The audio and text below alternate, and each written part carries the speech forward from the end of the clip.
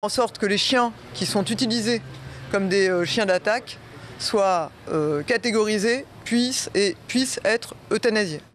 C'était la promesse phare de la ministre chargée des Outre-mer, Marie Guévenoux, pour lutter contre l'insécurité. Depuis, un arrêté préfectoral a été émis dans ce sens, mais sur le terrain, la mesure semble inaperçue.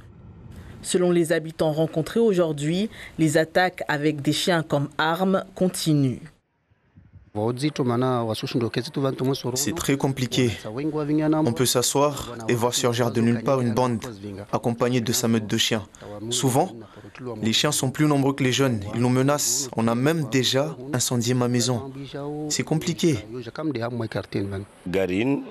Cette voiture a déjà renversé un chien par inadvertance, car ils étaient nombreux sur la route. En représailles, les jeunes en possession de ces chiens ont attaqué le propriétaire de la voiture à la machette.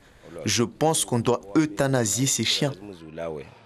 Marre de vivre dans la peur, dans certains quartiers comme ici à Bandrajou, Kaweni, les habitants ont décidé de prendre les choses en main. On s'est déjà réunis dans le quartier et on a décidé qu'on ne voulait plus voir de jeunes avec des chiens.